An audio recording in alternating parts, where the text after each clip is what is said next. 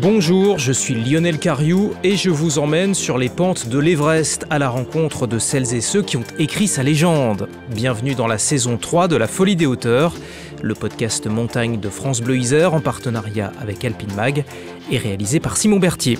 Épisode 6, Lydia Bradet, seule sur le toit du monde. À 27 ans, Lydia Bradet devient la première femme à gravir l'Everest sans oxygène. Ce jour-là, le 14 octobre 1988, elle est seule au sommet et savoure son bonheur. Mais le retour à la civilisation sera une épreuve encore plus difficile que l'ascension elle-même, car on ne la croit pas. Pire, ses coéquipiers ont quitté la montagne sans l'attendre. Débute alors dans son pays, la Nouvelle-Zélande, le Lydia Gate, ou comment dénigrer une femme qui a réussi ce que beaucoup d'hommes auraient rêvé de faire. Aujourd'hui, cette ascension ne fait plus aucun doute et Lydia est retournée 5 fois au sommet de l'Everest.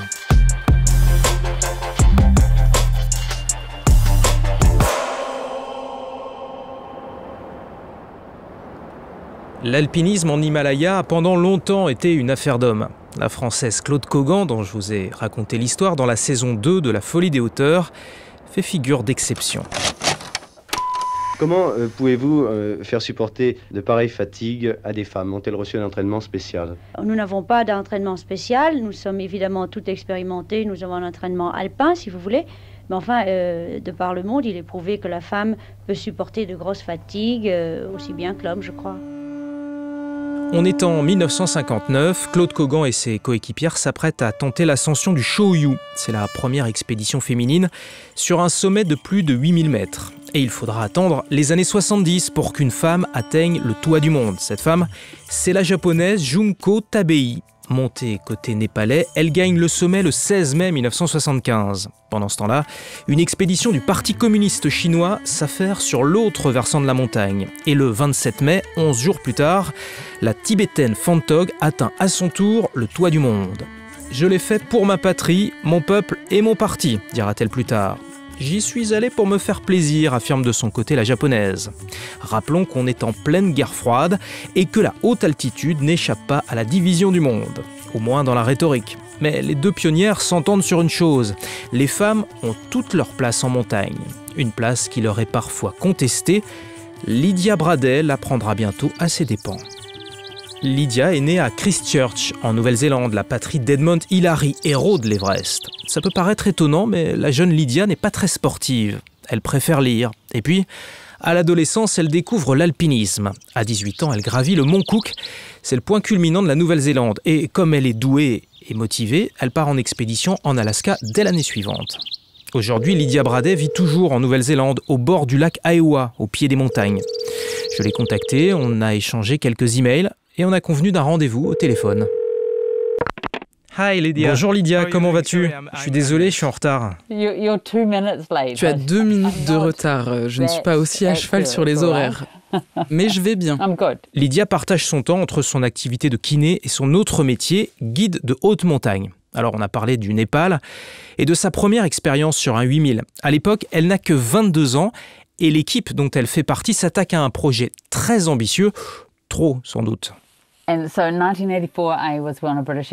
1984, j'étais dans une expédition britannique sur le Cho-Oyu pour tenter la première ascension de la face sud, ce qui était un peu ridicule, mais c'était amusant. Aucun d'entre nous n'est allé au sommet, mais j'ai appris beaucoup de choses et quand je suis rentrée, je me suis dit « j'aimerais bien retourner en altitude ».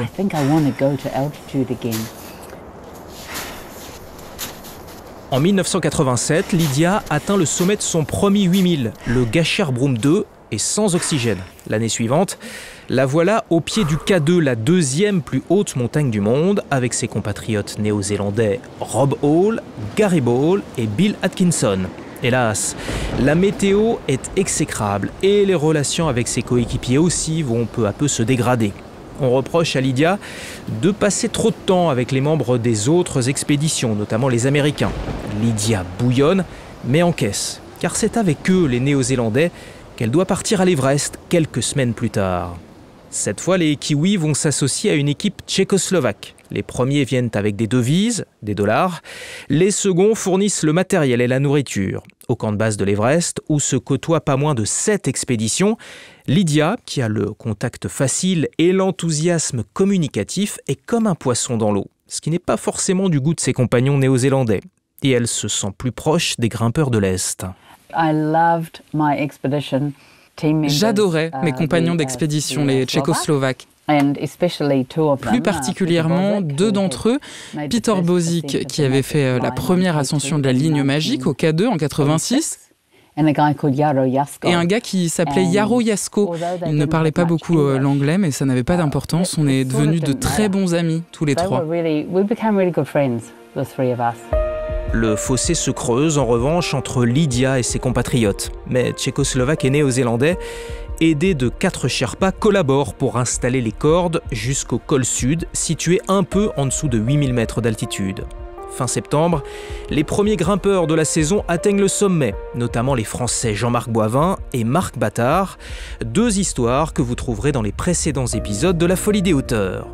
Dans les premiers jours d'octobre, les Néo-Zélandais et les Tchécoslovaques, qui ont décidé de se passer de l'oxygène artificiel, sont prêts à tenter leur chance. Direction le camp 2, à 6400 mètres d'altitude. La nuit où on est arrivé, une grosse tempête s'est levée. Le lendemain, c'était toujours tempétueux. J'ai décidé de redescendre au camp de base. Les Néo-Zélandais sont restés là-haut et la tempête a duré 5 jours.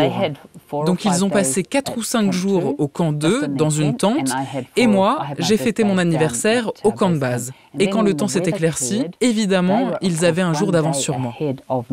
Kiwis et Tchécoslovaques partagent le même permis pour la face sud-ouest de l'Everest. Mais les Néo-Zélandais veulent grimper le pilier sud. Quant à Lydia, elle vise la voie normale par l'arête sud-est. Il sera toujours temps, au retour, pense-t-elle, de régulariser les choses avec les autorités népalaises. On verra que ce ne sera pas si simple. En attendant, maintenant que le beau temps est revenu, Lydia remonte au camp 2 où la rejoignent bientôt Rob, Gary et Bill qui ont fait demi-tour un peu avant 8000 mètres d'altitude. La neige, disent-ils, est bien trop profonde sur l'itinéraire qu'ils ont emprunté. Pour eux, l'aventure est terminée. Lydia, elle, se remet en route en pleine nuit et atteint seule le camp 3 au petit matin. Elle dégage la neige pour trouver sa tente et s'y repose quelques heures avant de repartir vers le col sud. Je me rappelle que j'étais tellement excitée parce que je me sentais forte. J'étais là, oh mon Dieu, quel plaisir d'être dans ce rythme d'ascension. J'étais super excitée. Puis quand je suis arrivée au col sud, c'était tellement grandiose et je devais trouver cette petite tente. Elle était à moitié par terre à cause de la tempête et à l'intérieur, il y avait un guide français. J'ai passé une nuit au col sud. Ce guide, c'est le chamoniard Denis Ducrot. Il est là en tant que réalisateur pour l'expédition Sagarmatha, soutenue par Antenne 2. Et arrive une néo-zélandaise que je ne connais pas, dont je ne sais pas du tout ni d'où elle vient, ni qui elle est. J'imagine qu'elle veut aller à l'Everest, parce que sinon, elle serait ailleurs. Et cette personne me demande s'il y a de quoi s'abriter dans la tente pour la nuit qui vient, quoi. La tente, elle n'était pas en mauvais état, elle était écrasée. C'est-à-dire que presque la moitié de son habitabilité était bouffée par une congère qui nous écrasait. Donc on ne peut pas se mettre assis sans avoir froid, on peut pas... Donc tant que j'ai été avec Lydia, sans qu'on ait une promiscuité le moins du monde coupable, on est arrivé quand même à dormir un peu. Vous avez parlé de quoi ? De rien, mon bon monsieur. On essaye de passer sa journée à récupérer, à essayer de boire de l'eau, à prendre un peu de force et à somnoler. On n'est plus que la moitié de soi-même là-haut. On fait ce qu'on peut pour que la journée du lendemain soit productive. On a dû échanger 2-3 trucs, mais de pure logistique, rien d'autre. En tout cas, elle ne m'a pas raconté sa vie, je ne lui ai pas raconté la mienne. Je me rappelle qu'il m'a réveillée et il m'a dit « Debout, debout, il est temps de partir pour l'Everest ». Ce qui m'a fait rire pendant des années parce que ça n'arrive pas si souvent dans une vie d'entendre ça. C'était marrant. Debout, c'est l'heure d'aller à l'école. Debout, c'est l'heure d'aller à l'Everest. C'est moi qui ai donné le top départ, mais j'aurais bien aimé être avec elle à l'arrivée. D'une part, elle aurait été sur l'image et ça l'aurait aidé. D'autre part, ça m'aurait permis, moi, de vivre un sommet que je n'ai pas connu. Réveillés à minuit, ils se mettent en route à 2h du matin. Denis part devant, avant de revenir sur ses pas. Le Français vient d'apprendre que 2 Népalais de son équipe sont morts. Pour lui, l'expédition est terminée. Lydia continue à son rythme. Au loin, au-dessus d'elle, elle aperçoit des lampes frontales. Ce sont des alpinistes catalans équipés, eux, de bouteilles d'oxygène. Quelques heures plus tard, ils atteignent le toit du monde et en redescendent. Au sommet sud, 100 mètres en dessous du point culminant, ils croisent la jeune néo-zélandaise. Chacun poursuit dans sa direction. Il est 14h30 et désormais, Lydia est toute seule. This is definitely the most sort of highest risk. C'est vraiment le moment le plus risqué de ma vie parce que c'était très lent. Ce n'est pas comme sauter à vélo au-dessus de 5 voitures, passer au travers d'un cerceau en feu ou un truc de ce genre, ça c'est rapide. Au contraire, c'est très lent. Donc je suis au sommet sud et je suis convaincue que j'ai assez d'énergie pour aller au sommet de l'Everest. Et je suis aussi convaincue que de là où je suis, je peux descendre et me tirer de là parce que je l'ai déjà fait sur d'autres montagnes.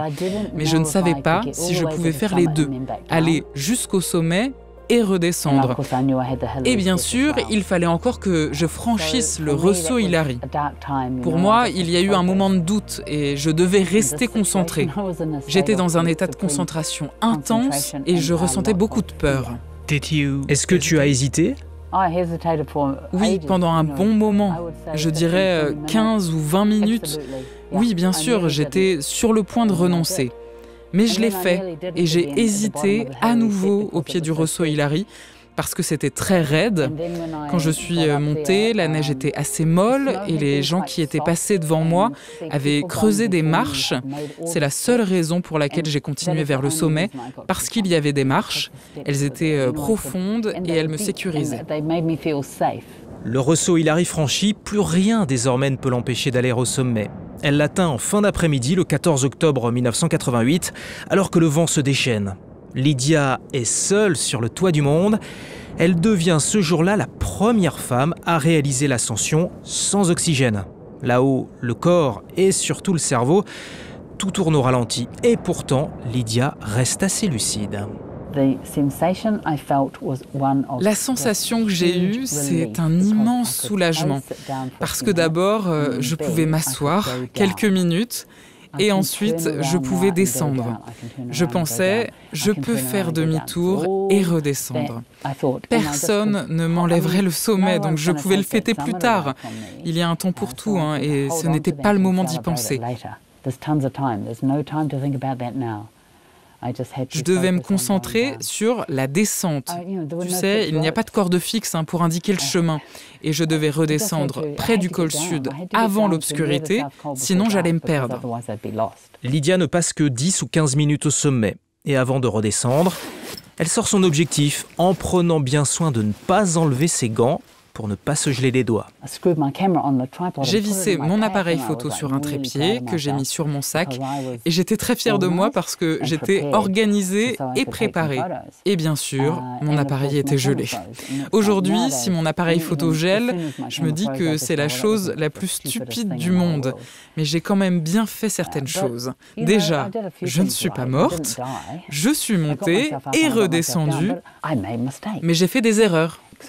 C'était la première fois que je faisais un truc pareil, à plus de 8000 sans oxygène.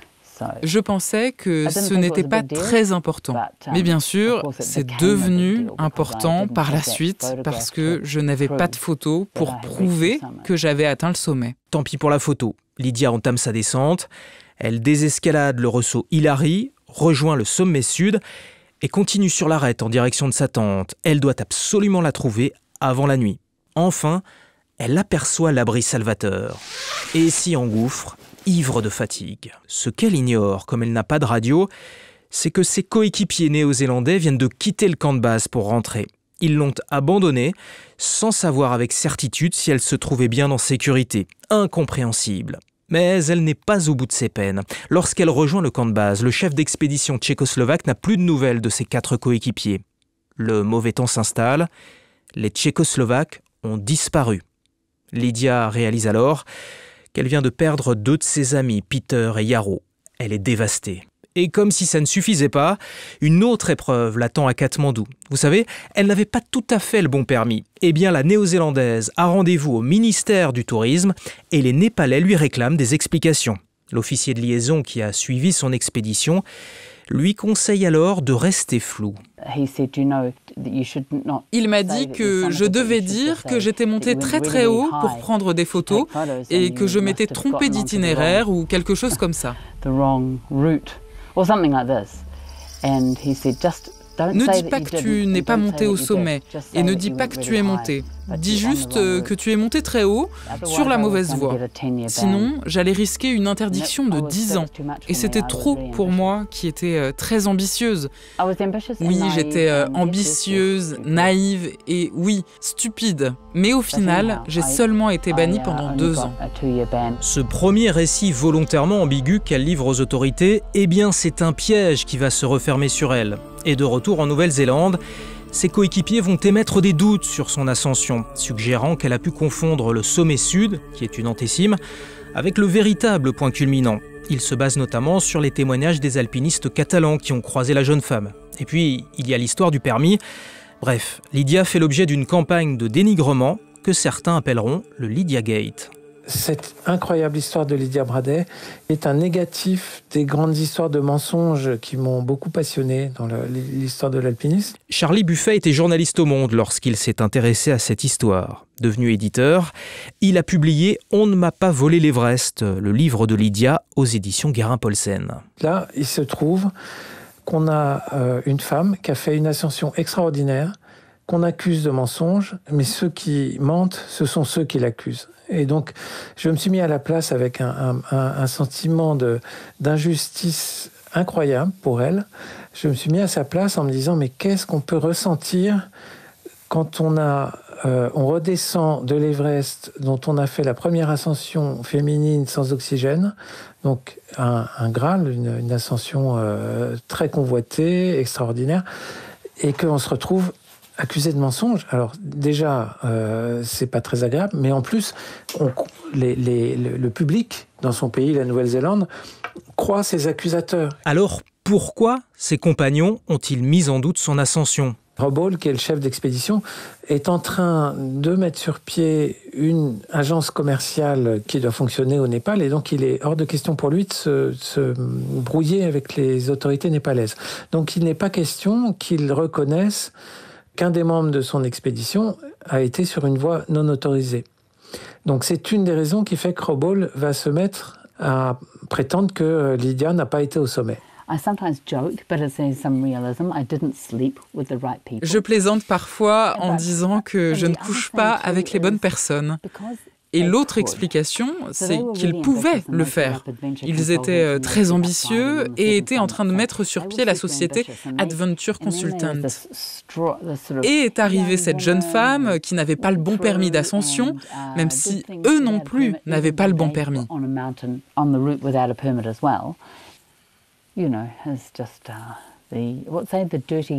Tu sais, c'est le linge sale d'une expédition. Rien de très important, mais c'est devenu important, parce qu'ils ont pu le rendre important.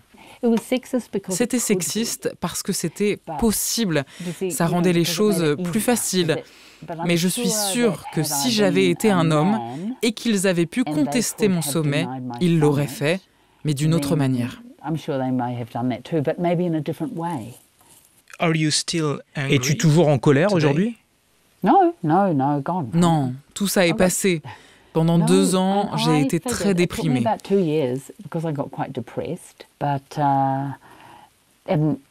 Mais quand tu touches le fond, le seul moyen de s'en sortir, c'est de rebondir et remonter. Mais c'était dur d'être prise pour une menteuse. 3 ans plus tard, des journalistes américains du Financial Times recueillent les témoignages des alpinistes catalans qui ont croisé Lydia Bradet près du sommet ce 14 octobre 88. Les journalistes reprennent la véritable chronologie et valident l'ascension de la jeune femme. Petit à petit, l'opinion publique néo-zélandaise va se retourner et Lydia Braday est enfin reconnue pour ce qu'elle est, c'est-à-dire la première femme à avoir gravi l'Everest sans oxygène. Pourtant, comme l'écrit Charlie Buffet, le train de la gloire ne repasse pas deux fois, car cette histoire, incontestablement, a donné un coup de frein à sa carrière. Oui, absolument. J'ai été la femme la plus âgée à valider mon diplôme de guide dans la quarantaine. Je ne pensais même plus à guider les gens, parce que je ne suis pas très bonne en sport. Non, sérieusement. Donc je n'ai commencé à travailler comme guide que très longtemps après. Oui, je serais retournée en Himalaya. Peut-être que j'aurais fait une pause d'1 an parce que je venais d'enchaîner 6 expéditions en 3 ans et que c'est dur. Mais je serais retournée en haute altitude plus tôt, c'est sûr. Mais ma vie a pris un autre chemin et c'est bien aussi. Lydia Braday n'est retournée sur un 8000 qu'en 2004 en tant que guide. Et depuis, elle a gravi 5 fois l'Everest avec des clients. Sa carrière en tant que professionnelle est aussi remarquable que son ascension de 88. Aujourd'hui, à 60 ans passés, elle rêve de gravir le Kanchenjunga, 8500 mètres sur la frontière indo-népalaise. Et l'Everest alors ? Grimper 6 fois l'Everest, c'est assez pour moi. Ça veut dire que tu n'y retourneras pas ? Je dois te dire, Lionel, je ne dirai jamais, jamais à l'Everest. Comme je ne dirai jamais, jamais à aucune montagne. Parce que je suis une alpiniste. C'était Lydia Braday, seule sur le toit du monde. Dernier épisode de la saison 3 de La Folie des Hauteurs. Si vous n'avez pas écouté les 2 précédentes saisons, elles sont toujours disponibles sur l'appli Radio France et les plateformes. La Folie des Hauteurs, c'est le podcast de France Bleu Isère en partenariat avec Alpine Mag et réalisé par Simon Berthier.